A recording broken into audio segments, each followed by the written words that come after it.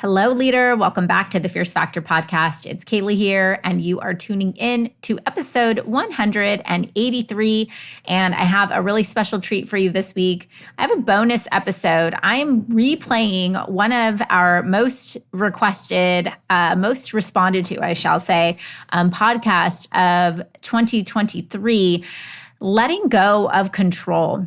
And I want to share this with you because I think this is an important conversation to have for those of us who are high growth, high achieving, highly, let's say, connected female entrepreneurs who expect a very high level of excellence, both from ourselves, from our team, and we're close to being perfect, right? We like things to be perfect, but at the point of wanting to scale, I find so often that us women who want to make sure that every T is crossed and every I is dotted end up putting ourselves in a situation where we tend to micromanage things and ultimately strangulate and suffocate the potential for growth because we don't leave room for our team to potentially fail and learn from their mistakes and get up and dust themselves back off and move on.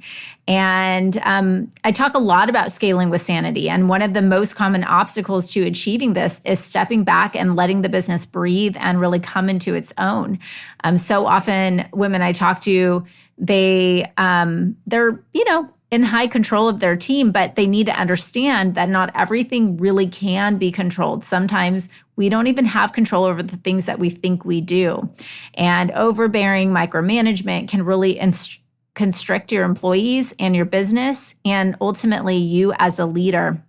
So in this episode, I talk about 5 different strategies to help you relinquish control, taking accountability, taking ownership of mistakes, and really holding employees accountable to what our expectations are of them, reorienting around the bigger mission, and ultimately increasing our tolerance for failure. So I'm going to go into these in detail in this episode. And I also want to give you the heads up that in this episode, because it is a replay, I do talk about a masterclass that I hosted about developing your mission, vision, and values. And while that program has already passed, this was back in January, I do have a replay of that masterclass available to you in our happy hour masterclass bundle. You can either purchase it independently or as a bundle.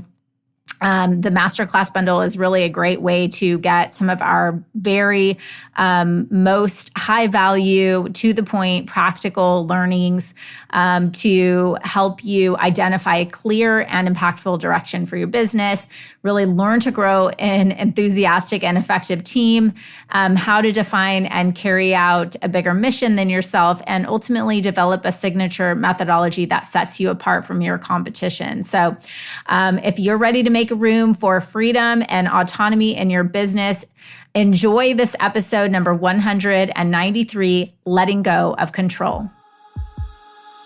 Hi there, welcome to the Fierce Factor podcast. I'm your host, Kaylee Lindholm. And I think it's time for us women to shift the conversation in business and step into our feminine leadership to do the most iconic work the aesthetic industry has ever seen. Each week, I'll be bringing a powerful dose of strategy, sarcasm, solutions, and sass that will rev up your creativity and ignite your brilliance as you link arms with me along our shared path of personal and professional growth in 20 minutes or less. Let's go. Hello, leader. Welcome back to the Fierce Factor podcast. It's your host, Kaylee here. Thanks for tuning in today to episode 145. Today, we're going to talk about a subject that I am, and perhaps you too, are intimately familiar with. And that subject is control. And truth be told, I have been called controlling. However, I don't think of myself that way. This state of mind has been one of the biggest struggles for me as a woman, as a business owner, as a mother. And as I happen to be recording this episode, I happen to be on the heels of something very emotional for me and my family. which has served to be a pungent reminder for me that I have much less control of situations than I would like to think. This week, I had to say goodbye to my two pugs, 15 and 16-year-old Max and Bubba. They were my first babies before kids. And I'll be honest, I really thought that as time went on, I would be more accepting of the fact of the reality that often we outlive our pets. But that just hasn't been the case. In fact, many of you who talk with me regularly or watch my videos, you've met Bubba, my little sidekick. He's usually recording these podcasts with me. He follows me around everywhere. And having a home office means he is a staple companion all day long. And as his health was beginning to decline, my husband Chad and I discussed planning a perfect date to put him down and send him to doggy heaven. But in the end, the timing chose us. Bubba's trachea collapsed, and we weren't confident he would even make it through the night on Monday. And we needed to put him down immediately. And in addition to that, our older dog was declining. He was just already sort of getting there. And we knew it was the right thing to do to protect his quality of life and to send Max and Bubba to heaven together. And despite our best laid plans to talk to our kids and perfectly time the experience to prepare them and minimize the disruption and grief, it all worked out as it was intended, which wasn't how I had planned. And of course, this is all still very raw for me. But as I process everything, I realize that the timing was never in my control. The way my kids grieve through this process is not in my control. And the way I respond emotionally is also a bit out of my control. And while I believe my addiction to control and power over situations is always well-intended, when you go through situations like this, it's really a blunt reminder that control, it just isn't much more than an illusion. And I think when we care so deeply about something, when we offer up our soul to protect its livelihood, the urge to control is merely an attempt to protect. It's not a power play. It's more of a sacrifice. And if you're the type of person who likes to be in control, or maybe you're a perfectionist, your controlling tendencies aren't necessarily situational, right? You will do your best to predict outcomes and manage circumstances in your life and business universally.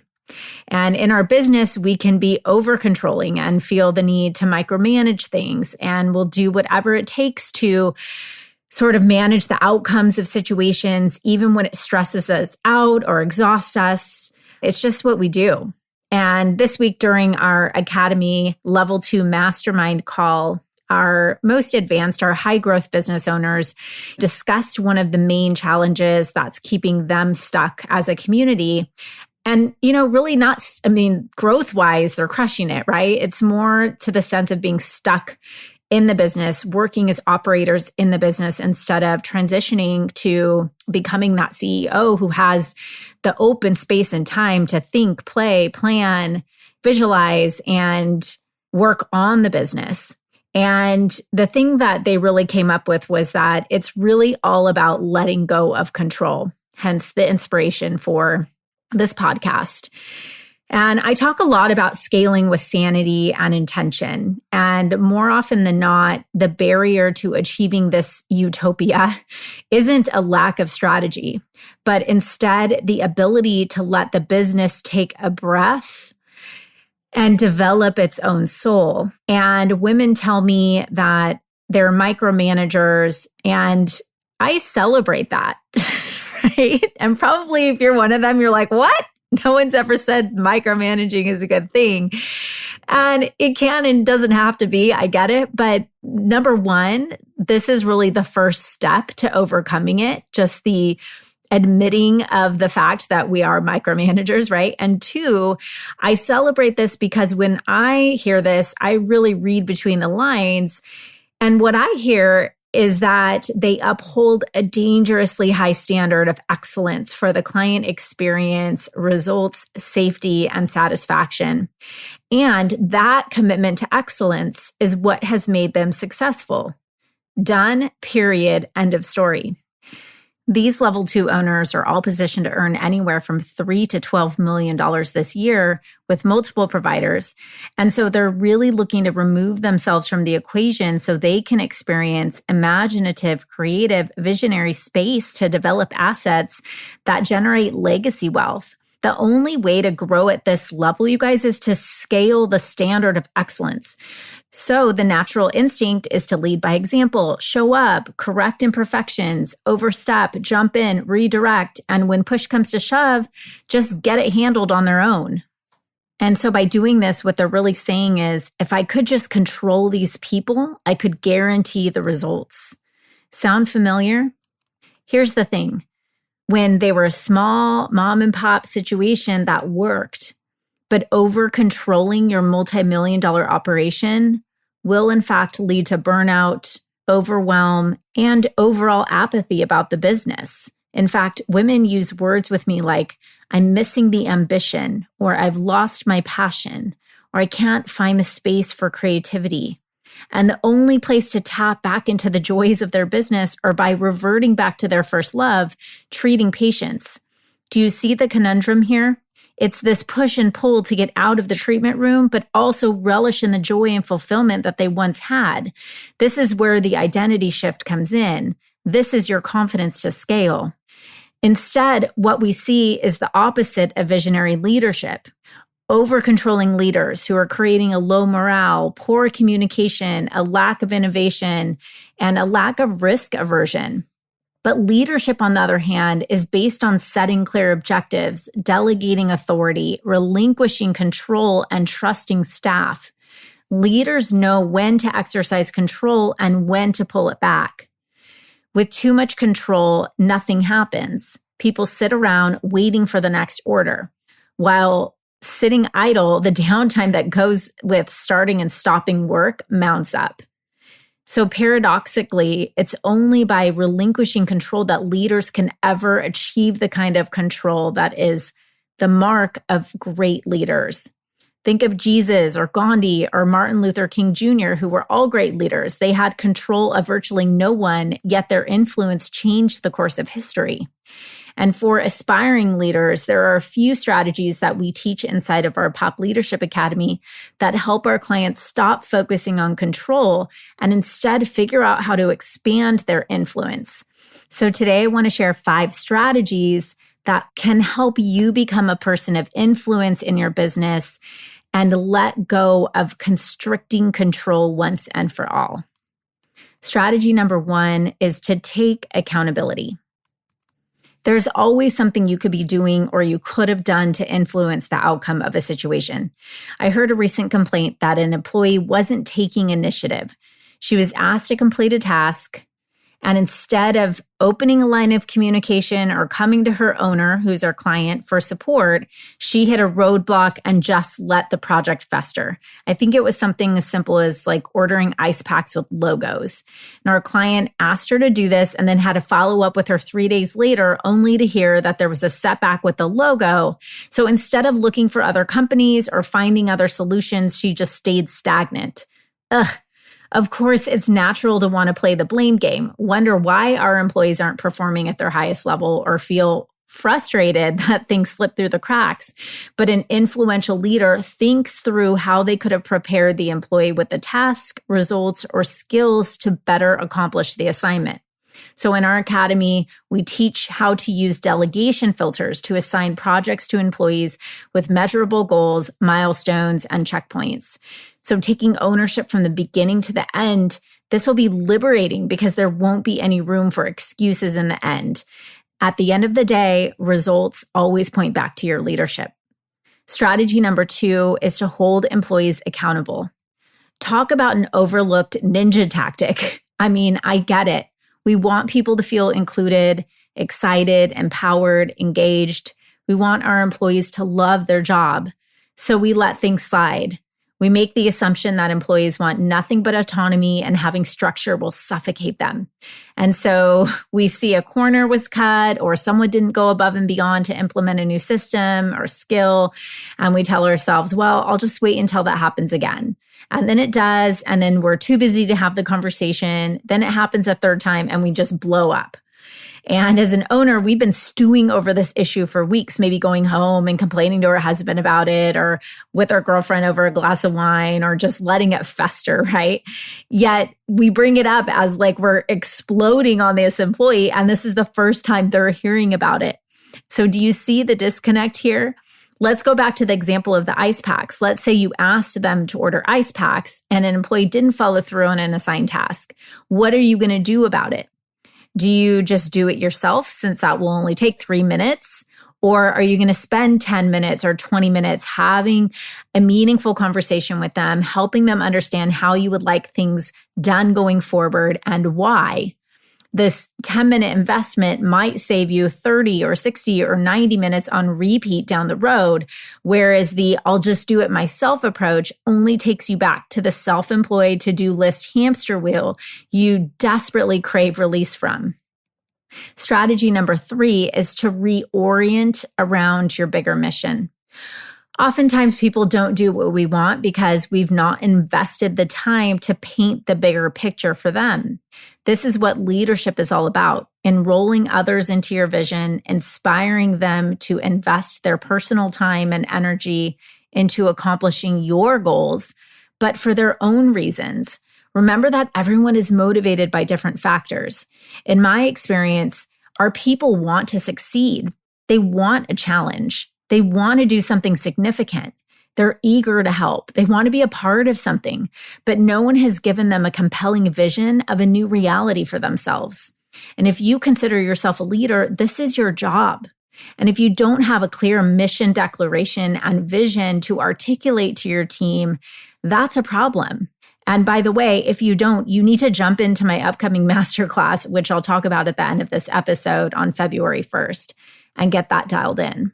Strategy number 4, appreciate the effort. I've told the story in the past about how my dad used to come to all of my soccer practices and evaluate my effort. After practice, he would recap with me whether I was the first in line for a drill, I led my team on runs, I was coachable and energetic. He believed that the way I showed up to practice, how I created the habit for excellence, would ultimately produce a result at game time. Effort was a catalyst for success. And my kids, who are 10 and 14, they bring home report cards that have a letter grade, so like A, B, C, or F. And they also have a citizenship and effort grade. So an N would be needs improvement, S is satisfactory, or E, excellent. In my opinion, while learning a new subject matter is important, the commitment to developing the habit of being excellent will take someone much further in life than someone who is just smart and lazy. So why would this tenet change in our business? If our employees are putting the effort into learning, growing, and expanding, why not recognize that? I believe at the end of the day, everyone is a volunteer in your business. Yes, even the people you employ. They have more options than you think. And if you don't appreciate them, someone else will. People want to give their best effort to those who notice, recognize, and appreciate them. And it's the small things that make the biggest difference. A handwritten note, a candle, a Starbucks gift card, even a simple thank you. Remember, effort is up to the employee, but results are up to us as a leader. So give your team the compass and tools and skills and accountability to succeed, and then the rest is up to them. And that is how you will be able to let go of control. And then finally, strategy number 5, increase your tolerance for failure. This one has probably been my most difficult to implement. And let me reassure you, it is a practice. It basically feels like taking a type A perfectionist and telling them to go ahead and be sloppy and careless. And sometimes I have to remember that, right? Like as type A's, our B minus work is like most people's A's. And you don't have to have every system, operation, treatment, outcome, marketing message, image, email, or product be a home run 1,000% of the time. A slip up here and there won't bring your A+ to a C. It will bring your A+ to an A. But more importantly, it will provide incredible intel that you didn't have before a mistake was made. Think about something you did wrong in your life, and then after the fact, you said to yourself, well, I'm never doing that again. That is learning through experience. There is no textbook, YouTube video, or podcast that can catapult your growth faster than an experienced failure. Failure is positive, leader. It's like touching the hot stove. You're like, note to self, not trying that again. When you increase your tolerance for failure on behalf of your employees, you create an environment where they get to have that learned experience. There's nothing that will provide them the information and redirect that they need in your business more than a moment of learning. Letting go of control may stimulate more failures, but also more lessons and learned growth. Okay, leader, I'd like to wrap up today's podcast by reminding you that you do not have to lower your standards or threshold for excellence to begin stepping away from the day-to-day in your business. Remember that at the end of the day, your job isn't to control anyone, but to instead influence them. And the truth is, control is an illusion. You can't control anyone, even the people that report to you. We also can't control forces of chaos that are part of a running business. Sudden changes in environment, upticks in competition, unforeseen major political shifts, war, radical changes in weather, rapid inflation, increase in cost of supplies and raw materials, a pandemic, right? All we can do is lean in and trust. Trust ourselves to lead a mission-driven team. Trust our people to execute at a high level, and trust your systems enough that they can create predictable outcomes for you. The paradox of control is that when you begin to let go, this encourages people around you to thrive because they will feel empowered to show up and to take initiative. They will feel valued and continually be rewarded for excellence. And on the flip side, excessive control, it ultimately diminishes motivation, creativity, and effectiveness at all levels. And it keeps you stuck in that hamster wheel we talked about before. So leader, take this as your challenge on one project, task, or activity today. Let go of control. Loosen up the reins. Test yourself. Do you have a mission-led team? Do you have appropriate systems in place to lead them? Are you an aspiring and inspiring leader, or are you a control freak? The good news is that there's always room for improvement and polishing. You've got this. And finally, a quick heads up about that upcoming masterclass that I mentioned, Mission, Vision, and Values Masterclass. That is coming up on February 1st at 4 p.m. Pacific time. You can register at klcconsultants.com/masterclass. How serious are you about getting out of the rat race and building a deeply satisfying, lucrative, freedom-based business? In 90 minutes, let's test this, right? I'm going to show you the steps to re-energizing your business and empowering visionary leaders within your team through the design of your mission, vision, and values. To let go of control, leader, and cultivate an ecosystem of internal and external ambassadors who rally behind your mission, empower, support, and uplift you rather than just be a drain on your energetic well-being. And there's a special offer for Fierce Factor podcast listeners to access this training for free. So be sure to head to the link and check it out. Per usual, we will be limiting attendance so we can make this a high touch and interactive experience. So be sure to sign up sooner than later. Again, the registration can be accessed at klcconsultants.com/masterclass. Okay, Goddess, thank you so much for tuning in to this week's episode. I hope this gives you some things to think about and steps to take to loosening the grip of control that has you stuck and exhausted. Listen, leader, if you're vibing with me here, hang tight because I have a brand new resource for you. You are a successful, confident, powerful woman who just isn't into being average. No, you have a calling, and part of that calling is requiring you to level up. And I know that if you're working to cross the next $1 million milestone in your business, you need to be in the right circles. And perhaps that's why you found us. I'd love to invite you to join The Blueprint, a weekly resource for inspired, provocative thinkers who are taking this conversation to the next level. Get access to free business tools, podcast supplements, guideposts, and direct communication with me and my expert team.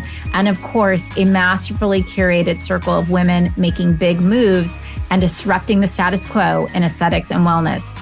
You can link directly through the show notes or head to klcconsultants.com/blueprint. It's time to elevate. See you there, goddess.